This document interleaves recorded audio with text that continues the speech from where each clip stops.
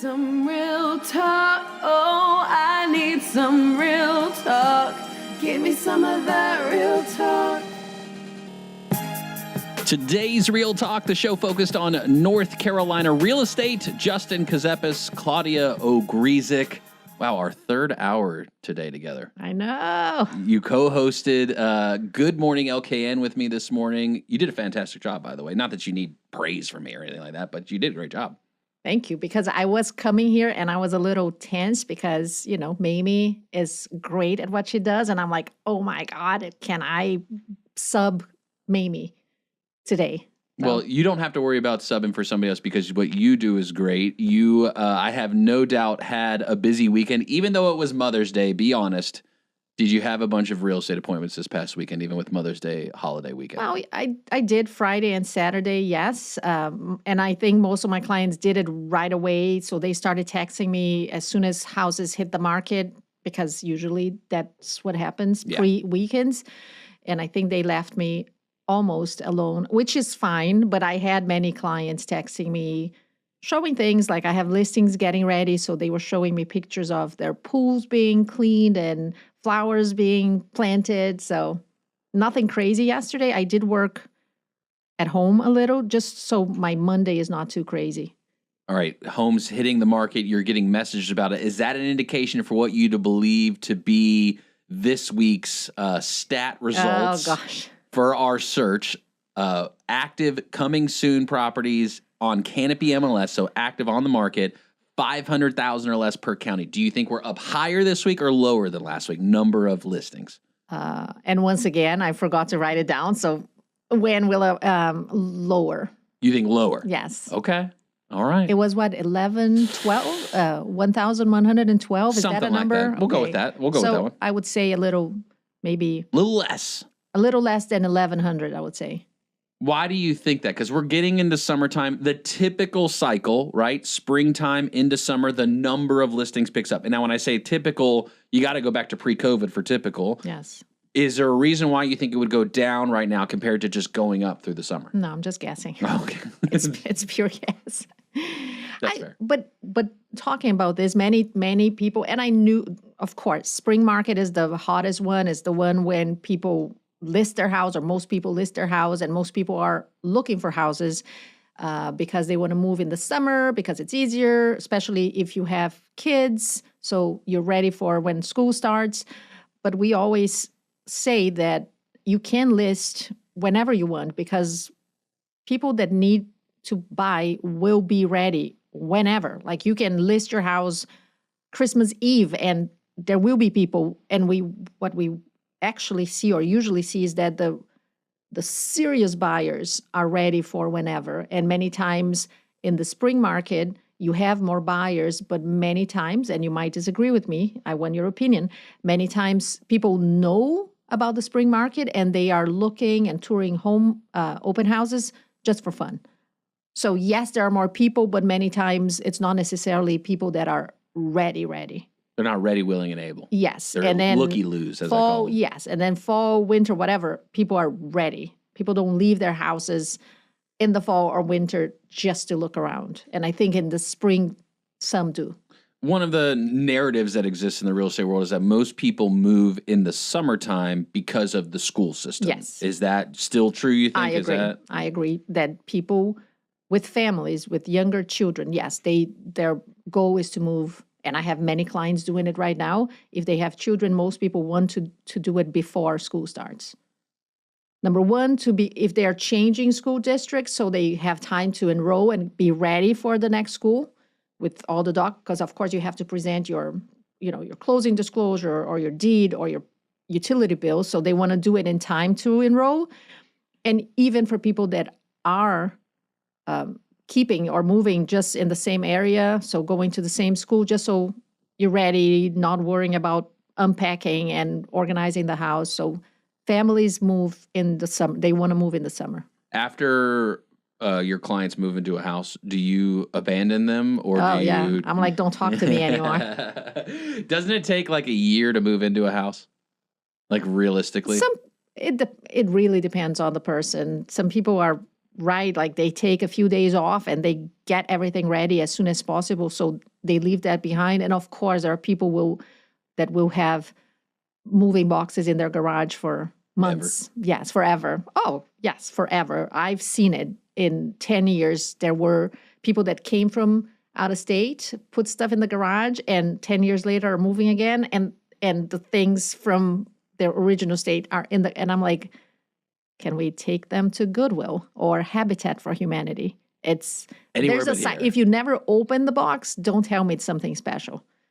Because they're like, oh, but I'm like, look, if you haven't touched it in years, if you never opened the box, don't tell me. Like nobody will ever convince me that something you have in that pack, in that box, is important if you leave it in the garage where you can have creatures and humidity and no. But everyone's got that like one bin or one box that like just is like the live there forever. Do you have one of those that like you just keep that thing that you know is there? You don't want to see it. You don't need to see it. It's like, oh, like for you, your daughter may want it one day. Not really. Nothing? Very, very little. I'm not attached to things. Like nothing like deep family history, like 6 generations deep, and it's the family heirloom. You have to understand I came from Brazil, and I always tell Kevin the same thing. I'm like, because he likes keeping stuff, and I'm like, take it to Goodwill, take it to Habitat, throw it away. And he's like, oh, come on, it's important. I had to leave everything behind. So I couldn't, I donated, sold, because of course I love selling stuff. So I sold a bunch of stuff, I donated a bunch of stuff, and I came with my suitcases. So yes, I have a few, like stuffed animals or little things back in my parents' house, but it's maybe one, it's not a lot. And on the other hand, in my house, if you go to the garage, there are, a lot of stuff that he keeps. And I'm like, every time I'm like, can you go through? Oh, come on, you have to understand. I'm like, yeah, I left everything behind. You can do it too. I'm sure you can do it. So it's an everyday thing.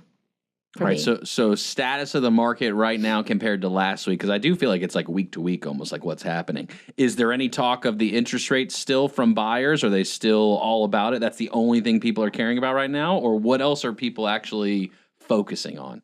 I would say the informed, educated buyers, yes, they are talking. They are worried about the interest rates. But if you have the conversation, you understand they're likely, I'm not saying all of them, I'm not saying that everyone should buy right now. I know it's shocking to say that. It's okay. Not everybody should necessarily, but I would say in most situations, if you really compare, you should, most should. But some people are not in the situation of buying, and then in that, I actually, yesterday, my Mother's Day, in the morning, I gave myself the right to go to the salon and have my manicure, my pedicure. So it was my auto gift, I guess, in the morning. And because we were going to have dinner. So I'm like, you know what? Let me take a moment right now to refresh my manicure and my pedicure. And as I was leaving, I saw clients of mine that rented a few years ago. So I stopped to say hi and wish her. The mom was there, wish her a happy Mother's Day. And we were talking. When we met, it was pre-COVID. They had moved here from Vegas. They had sold their house, and they were not 100% sure where they wanted to live. So I'm like, look, honestly, even though I like selling, I think you should rent. And then COVID hit.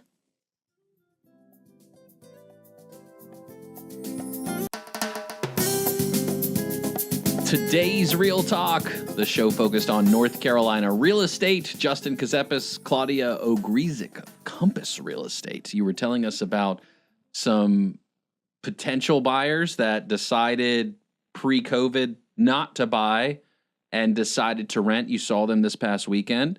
Are they still renting? They are still renting. They are the same house because back then, with everything that was going on in their lives, and I think they arrived here almost at like school. They have 3 kids, so they needed to be ready. They didn't know the area too well. They had a very specific area they wanted. We couldn't find anything, so they ended up renting. Then COVID hit, prices went crazy. We tried a little, like a year later, we tried a little, but then again, COVID. So multiple offers, crazy. And they're still at the house. They're like, we want to buy.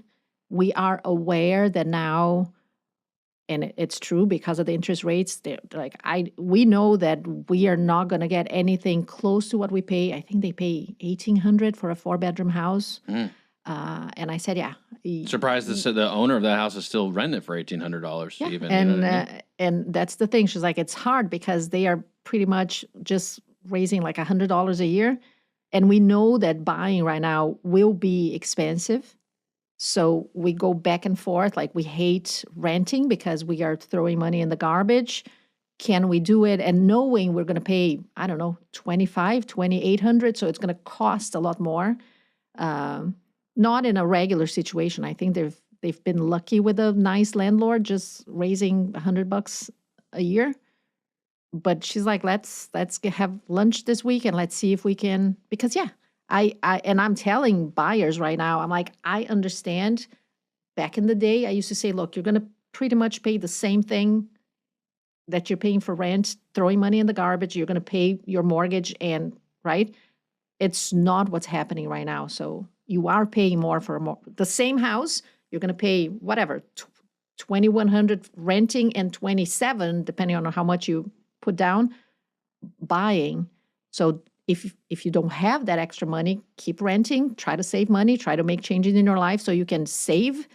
But if you have the money, stop wasting, because you're throwing money in the garbage when you rent.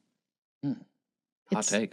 Yeah, by the way, I had a super nice Mother's Day because at night, my baby, my almost 18-year-old baby, came cuddle with the mommy, and we started talking about her life and childhood. And she remembers, I'm very happy to say that she remembers most of it, even the silly things. Because I always wonder, like, as parents, we do so much.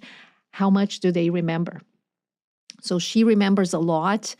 And she was talking about the past and also the future. And then she started talking about real estate and like talking about friends, families that have not, too nice of a car when they don't actually have a house.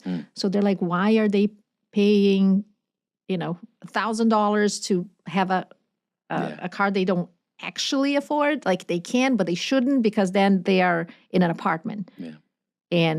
And she was like, they should invest. They should know where to. And that made my Mother's Day, it was amazing, because I'm like, oh my God, she's listening and she's learning, and hopefully she's going to use it in the future. She'll know how to spend the money. She ended the conversation with, and Mom, I'm going to be a flight attendant. I hope so. Actually, no, she said that she might do CPCC for 2 years and then go to UNCC or college for 2 other years. And I'm like, weren't you going to be a flight attendant? But we'll see. We'll see what happens. UNCC is a great school. I know. We have some great schools in our area. And now it's an R1. There you go. Said that. It is a research, R1 level research academy, I guess, or something to do with really good, something good. It's a good thing to be an R1 school. Do you find, I guess, refresh my memory on the rule. How much are you allowed to answer about schools when people ask you about schools? If you follow the rules, not much. I think the right thing to do is give them the websites where you can research. Do you think that's okay? Do you think you should be able to talk about schools? No, but what I do, no, because you don't know what the parents expect. It's the same thing, the whole fair housing, the protected classes and everything we're not supposed to talk about. It's more about being careful with my opinion and your opinion, because of course everyone has their own idea of, like, is a neighborhood safe? Is the school good? I can judge. I can't say, no, this is not a good school. This is not a safe area. So I understand. And I'm like, this is you can check if the neighborhood or an area is safe by looking at this website. Yeah, but if a school's got a D rating and there's a school with an A rating, you don't think you should be allowed to say, hey, this school, as far as the standards that have been set of education, this one performs better? Well, now that's the thing. What I tell people, without giving too much, not to cross the line, but what I tell people is be very careful when you see that, because I think those numbers are not fair. So what I tell people is like, instead of looking at a school and say, oh, this is an A, this is a D, I say go there and look at every single detail, analyze the whole thing, and then don't let, especially the one everybody looks at, which is driven by a lot of parents giving their opinion. So, it's not necessarily a number. So I'm like, be very careful. But even if you use the one everybody does, go check each stat why this is the number, and you will see the truth. So I hate, and that's why I'm like, go there, just make sure you check, because I think it's very unfair. The D, the C, the B, many times it has nothing to do with the actual school and what the school provides. It's more about where the school is and what, who is feeding the school. And I prefer to use, for instance, Mecklenburg. I don't know it by heart, but Mecklenburg, instead of, the big, it's like using Zillow. Like, no, Zillow doesn't have the truth. Can I say the name of the great schools? Say whatever you want. I just said it. Great schools. It's, it's the Zillow of schools. So they, it's not a fact.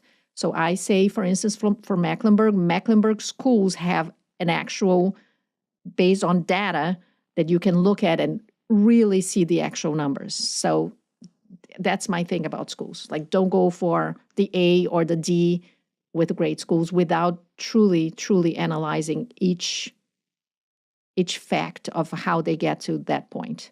Schools, I bet, is a common one where you have to give the disclaimer a lot of times. I would imagine the crime one is interesting to me, just given our area, because most people are going to research something about the area, or they have lived here and they've been renting, and so they're familiar. Do you get the crime question a lot? A lot. Really? Yes, all the time. I find that surprising. All the time. And I'm like, guys, again, I can't. So I give them the resource. I'm like, go check, put the area, put the address, put a week, a month, and take a look. And I also say, don't look if it's all crazy, because let's say if you look at Uptown, it's like you would never live Uptown. If you saw without analyzing, you would never choose to live Uptown. So I'm like, before you go crazy when you see an area that seems too colorful, go and check what kind of crimes. Because many times, and I'm not saying there are dangerous areas in Charlotte, of course, in the whole metropolitan area, but look at the crimes, because many times it's something silly like disturbance, like noise. So people will call 911 or call the police. But if you take a look at that, you see that it's not a big deal. So I always say, check, and don't freak out if you see too many signs without actually checking the kinds of crime. But yeah, people ask me all the time, which is very hard because, in people's minds, they are using us to help decide. The brokers, you're talking about brokers. The brokers, the realtor, right? So they want to say like, or when they say, hey, Claudia, I'm looking for a house, $750,000 in Cornelius, safe. Well, Cornelius, it's too easy. Let's say, West Charlotte, safe, no crime, good schools. And I'm like, guys, I can't do it. So look at this. Crime can happen anywhere. Cornelius, anywhere. West Charlotte, yeah, it doesn't matter. It can happen anywhere. Let's be honest. Of course, it's... Hey, there was a group of youngins stealing from cars in my neighborhood. Oh, all the time. My neighborhood all the time. So this is actually one example I use when people say, come on, why? I'm like, the break-ins, whenever it rains in my neighborhood, we have break-ins. Really? Oh, it's raining. You can sit outside and watch. No, but I know because the next day people on Facebook is like, oh my God, my car. And is my neighborhood safe? I think it is. Oh, but the break-ins. I'm like, yeah, because it's only a break-in. It's a break-in, but people get like, oh my God, this is crazy. I'm like, okay, people leave purses, computers, guns, cash. Kids come, take advantage of the noise of the rain, and many people don't lock their cars because it makes it easier. They don't want to have the glass. Or they feel safe. Is it a dangerous neighborhood, in my opinion. No, you're just giving people a chance to take advantage of whatever you leave in your car. Can I make this judgment for you if I'm helping you buy a house? Maybe you think it's crazy that someone would come in the middle of the night to take your computer from your car. I think it's like you're asking for it. So I cannot judge. So I'm like, go there, check for yourself, and then you tell me, what area. But I remember when I was not an agent and I had the realtor, I remember asking, because I had no idea, where, like Brazilians, do you know where? Because I wanted Nina to possibly have Brazilian friends. So I'm like, do you know where Brazilians live? And he's like, I'm not going to tell you. I'm like, why? He's like, I'm not going to tell you. He didn't explain why. So I was like, what? And then when I took the class, I'm like, oh, okay, I get it now. Sense. Fair housing. We're not supposed to say it. All right, so education and crime you can't talk about, but there are some things that have to be disclosed. Yes. Material facts.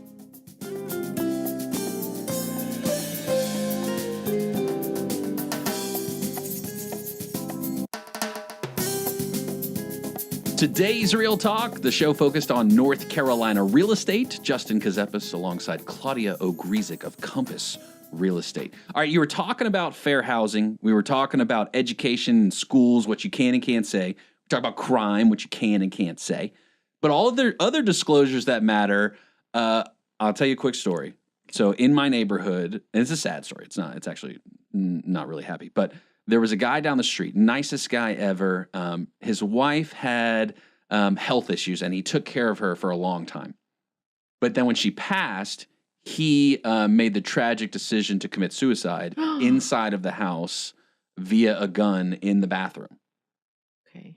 But you don't have to disclose if someone has died inside of a house. Have you ever had a scenario that you knew or didn't know or wanted to know anything about like death related in a house? I've never had anyone ask.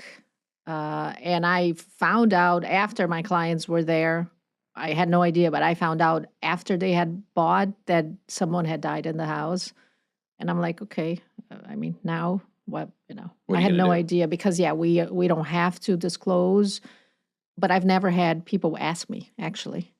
It's something that doesn't, I guess, cross people's minds, and I'm not going to poke them You're not with gonna that. prompt Like, them on hey, it? let's try to find Should out. we find out? Even though I am a Dateline addict, I actually don't try to find out. I don't think I want to. I remember one day I was showing a home that was vacant, and I got like at this, and I was with my client, and we both felt something super weird. We laughed, like we both like just looked at each other and ran out of the house. I don't know. And I don't know if because I was so afraid of checking and finding out that someone had died. But we were just like, okay, no. And we ran out of the house. Is that a fear of yours? Haunted houses? I guess. I don't know. But it was like the weirdest thing. And I'm like, for a second, I'm like, I'm not going to. But then my client looked at me kind of like, did you feel that? I'm like, yeah. And then we just ran. What's the show where they find the ghosts or whatever? You guys could have done something like that. Something like that. I'm gonna. My mom watches those I'm addicted. I love Dateline. She likes the ghost hunters. I'm like, do they ever? No. I'm like, so why do you keep watching? You don't have to disclose if somebody died. You do have to disclose if the house was a meth house. Yes. And hopefully I've never been, I don't know. And they say there is a certain smell. I don't know. I've never been to one. So I've never been to a meth house. I've never taken the orange thingy from Panera or the other thing. Oh, the death room? Kratten. Yeah, okay. Oh, here we go. You're back to the morning show. By the way, I'm watching you. Yeah? I'm worried. About my coffee intake? Yes. So it's getting worse. How many have you had since 7 a.m? Like 5? You're going to have a thing. Yeah. Stop. Yeah, no, I got Because I have one and I've been you've sipping. done very well. Yeah, I So sip. controlled. I am. Is it a cold brew or is it hot in there? No, it's hot. Does it stay hot in that thermos Yes, you've got? mhm. Wow. People love to say you have the pink one, Stanley. And actually Yeti. Denny's, but yeah. This is better. Thermos is better. Oh, I have a very old one that is like peeling right now. And my daughter got me this green thermos because she knows this is the best one. So I'm all for. It's not trendy. Maybe it will when now I show it, but it's the best one. And yeah, it's still hot. And I did it like at 6:30 in the morning. What time is it? I don't even know. We broke the news a couple of weeks ago. What was not trending anymore is cool grays. But wait, let me say the word. Don't say it. Grayish. Grayish is trending. Yes. What else is trending right now as it heats up is the lake. More people coming onto the lake. 100%. What's the lakefront property scene like right now as far as for buyers, for sellers? Are they flying off the shelves in the luxury market, or is it staying, are we stagnating a little bit? No, I actually feel that the luxury market is the craziest. If I had to guess, I think multiple offers and bidding wars are happening more in the luxury market than not, because people that have money and have cash, they come full force for it. And then the people with, let's say, the 300, 400,000, which is crazy to say is like the starter home nowadays here, they are affected by interest rates. Most of them are taking loans, so it's much harder. You can have multiple offers or 500 I've had in my listings. But I think the luxury market, people have so much money that the interest rate does not affect them. Many have cash, so it's crazy. And as we were talking about going vertical, you don't make land. So it is what it is. If you can grab a house on the lake, you do it. And for people that want to move here, they'll pay, they'll pay for it. Do you see a lot of land buyers these days? Are people buying? Many people do want to buy, but I think that most people looking for land don't actually understand that buying land or building is way more complicated than it seems. So people's like, oh, let me get land. And I'm like, okay, there's clearing. There's, if it's not on city water or if there's no tap connected, it's a lot of money, no septic system. And then you have the percolation test to see if it will take, and then the cost of clearing, like everything. And they're like, oh, and I'm like, and the zoning. So there are so many things before you even get to the point of like, can I build a house? And there's a lot of money that you have to invest to, unless it's a cleared lot connected to city water and sewer. There's a lot of money not knowing what's going to happen. And people don't realize that. So when I'm like, okay, we can do it, but be aware, you're going to spend some money investigating to see if it's worth the money and if you want to do it, if you want to go there. Oh, it's high risk. Very high risk. I would say so. Of course, when it's land, you don't give, you don't pay due diligence money, and the due diligence period is super long because you need time to investigate, but you need money to do it. It costs more, due diligence costs more, and that that typically goes into the commercial realm. But interesting thought. So you're the new construction queen as well. I, for the first time, and I don't know, and I'm saying this in beyond even my 12 plus years of being a licensed broker and growing up in real estate, I read an article this weekend about a tract home neighborhood in South Carolina from one of the major builders that had septic. Have you ever seen the major builders utilize septic systems? No, I have one right now. It's not septic, but it's close to Lake Wiley, and they have a kind of a pump. Every single house comes with and it's one of the major builders. Actually, I just got a text from my client. They have a pump to help with the sewer because it's it's not a septic, but kind of an elevation. Yes. Yeah. But no, I never heard of a major builder. Can I tell you the name of the builder? Sure. D.R. Horton. Okay. Major builder. Actually, the one with the pump is D.R. Horton as well. Interesting to me that they would ever build a community on septic. That is. Because that's major risk, right? Like for a developer and a builder. How do you do that? Like each house with a septic? There's two different ways. And I can't speak to South Carolina. I'm not licensed in South Carolina, so I can't speak to that. But in North Carolina, depending on the zoning, depending on the soil, depending on the watershed, all these factors, you could have either individual systems per house or you can create a community system, depending. Okay. But I thought it was very interesting to read that a major builder, and would go with a septic system. Is that lean to even the builders are compromising on properties that they're developing even at that point because of how low inventory is? I guess, but I don't think I would be inclined to get to buy in a neighborhood with a new construction neighborhood, pure septic. Of my own septic, sure, but a community one, I don't know. I don't know what my neighbors are throwing. You don't like in sharing tanks with your neighbors? No. That's what neighbors are about. Because I don't know what they're throwing. And, if they are being careful with the system, and then I'm going to have to pay for my neighbor's mistakes. I wouldn't be very, unless it's a perfect house. What's good for the goose is good for the gander. Isn't that what that saying is? I don't know. Is that what that applies to in the septic world? I'm Brazilian. We don't have that saying in my country. Does Brazilian have a lot of septic systems? No. Really? I mean, maybe in the country. I come from a large city. Yes. Rio? No. What city? Curitiba. How many people? How many? The metropolitan area, probably 3.5 million.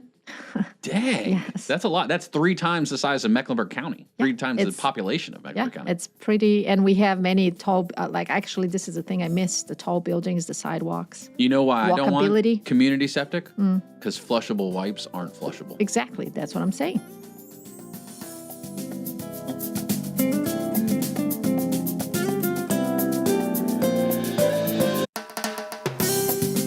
Today's Real Talk, the show focused on North Carolina real estate. Justin Ckezepis, Claudia Ogrizek of Compass Real Estate. It's come time now, Claudia, for the weekly guess of the stat. Okay, you know my favorite stat I like to look at? It is active and coming soon listings. So on market in Canopy MLS, the local MLS, 500,000 or less by county. We always start with Mecklenburg County because Mecklenburg County population 1.1 million. You would expect a reasonable amount of active and coming soon listings under 500,000 because of wages, income, right? Makes sense to qualify for a loan. Yep. So last week we were at what, 1,112, you said, I think? So. All right, so this week, you think it's higher or lower? I think it's just below 1,100. You think it's below? Like a tiny bit. You don't think it's like higher? 1,089. You don't think that there's more properties on the market today? No, because I'm trying to find stuff for my buyers and I can't. All right, Claudia Ogrizek. As I click through these things trying to get to the question I've asked you. Because you don't know. I thought you wrote down or something. No, I didn't write it down. All right, Claudia. Yes. Mecklenburg County. Let's do it. Mecklenburg County, 500,000 or less. Active or coming soon? Oh, dang. Do I get a prize? You said it's less? It's less. I said 1,089. 1,089. It's more, actually. No way. 1,183. Wow, I was 10%. Okay. So, should have called a friend. I know. Too late now. Do you have someone you can call in that scenario? Sure, any agent. To look up in the MLS. So it's slightly higher. It is. If it was actually 1,112, unless it was a different number. I guess my current buyers right now are in a tougher segment, I guess, because I don't see it happening to my buyers. I have right now, I would say my A buyers, as we call them. A means like qualified, ready to go. Ready to go. Would pull the trigger now if you told them to. I think they, right now, I would say they are all kind of at a higher price point, so it's been kind of tough for them.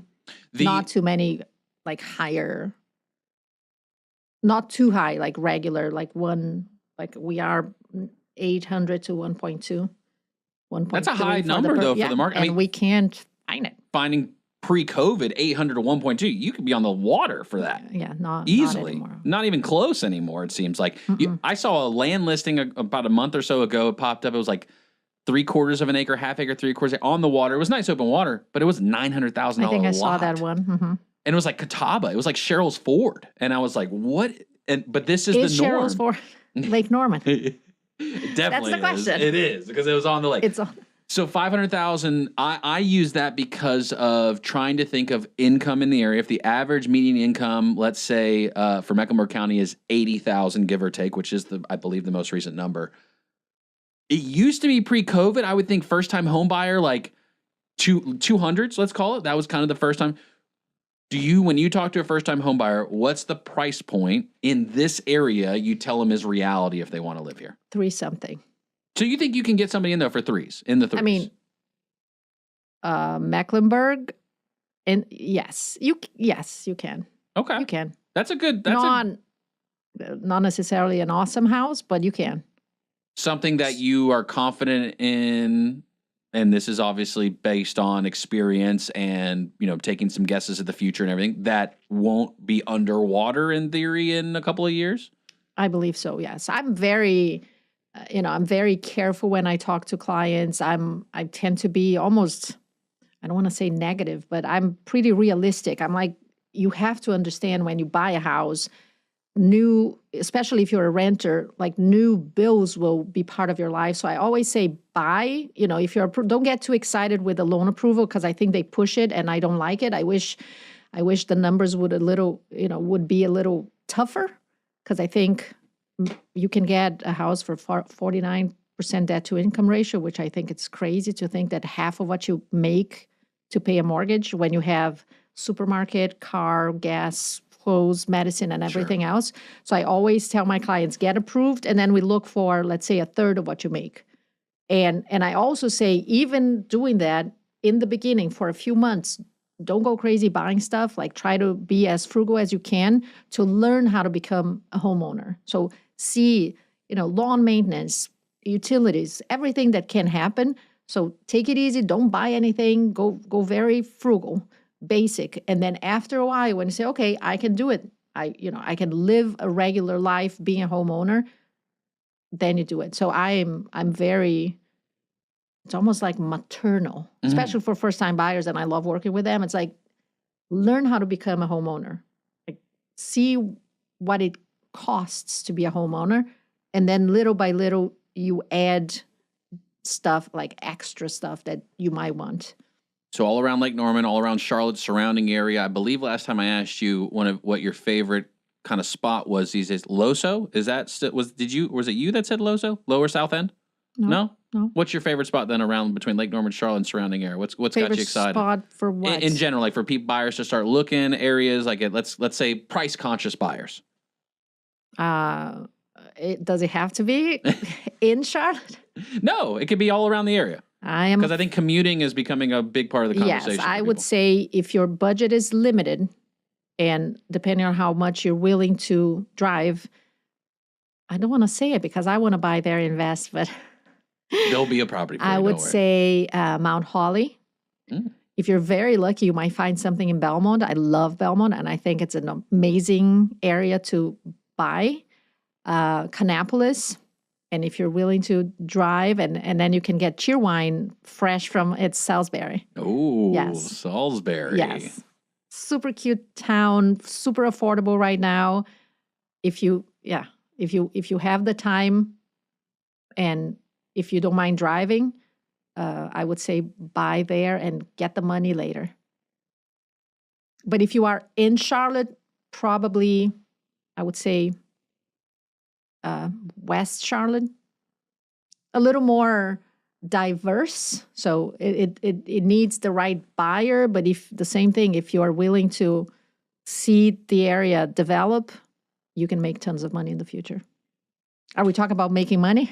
Well, it could be. I mean, because I not even as an investment, sure. Investor-wise, even if you are a buyer, you will have more equity, I think, over time in these areas. And that's part of the game, right? When you buy your primary residence, and I do stick to the traditional finance principle that it's not an asset, it's a liability, because it's not making you money, it's costing you money. Granted, you're saving in a different way. It's a different type of saving category because you utilize the equity, right, as a potential form of saving. It's no different than when you put it into a Roth IRA and you can't touch it till you're 65, right, or 60, whatever the number is, 62 and a half, whatever the number is. Well, your house, that's your primary residence, that the money you're putting into it by paying the mortgage down is like a form of savings that you can't touch really until you refinance or you sell the property. Oh, gosh. Talking about this, can we talk about something that there was a conversation we had yesterday actually about the whole equity and making money and not making money, like visible money, cash, but over time. Yeah.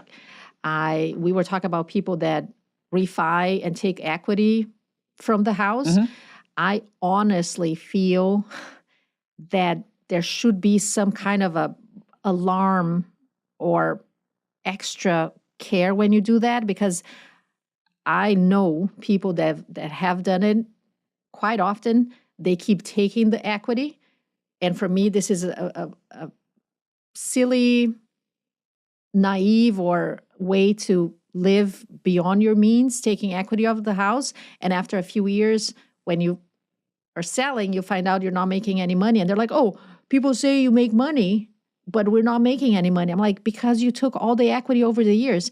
And what I see way too often, and I do not like, is that many times the wives are not aware of it. So I don't know if they are faking it, like, oh, let me pretend I don't know. I'm living beyond my means by taking all the equity from my house. But I've seen wives saying, oh, I had no idea that. I'm like, where did you think the money was coming from?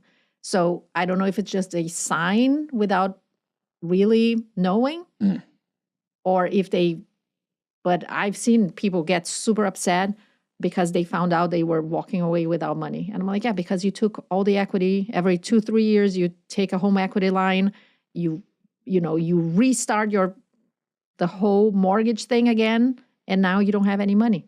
It was very interesting you bring that up, because as a closing attorney, right before I exited my practice, there was a lot of those times when I saw a lot of buyers at the table, right? A lot of buyers represented by a lot of different brokers, had a lot of different lenders.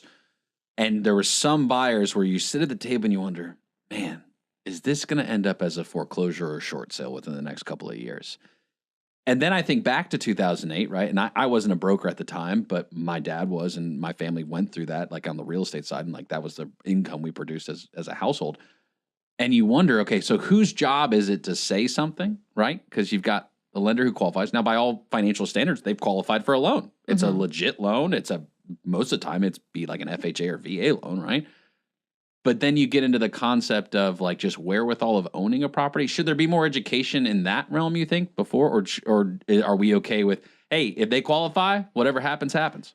I think it depends. I mean, I think it's our job to do it. That's why I say I'm almost bossy or something, because I want people to know, do I think people should buy houses? Yes. But I want to make sure they understand what goes through it. And many times, I mean, pretty much every lender thanks me, because they're like, your buyers come and they know, they understand the whole thing. And attorneys say the same thing. Closing attorneys say, oh my God, your clients came ready. It's crazy. They understand the closing disclosure. They understand the whole thing. Because I think my job, it's not, of course, lenders should do it because they are talking about the money. But because I know many lenders don't, I do. I teach them. All right, last bit of the show, Maintenance Monday. Gutters and roof. Ooh. Rough. Got to take care of them. Very, like, clean your gutters. And the roof needs to be washed every now and then. If you want to keep, it's a good idea to hire a professional to wash your roof and maintain it for longer. Okay, Claudia Ogrizek, get on your roof and mop it. Give your roof a good mopping. Did you know that?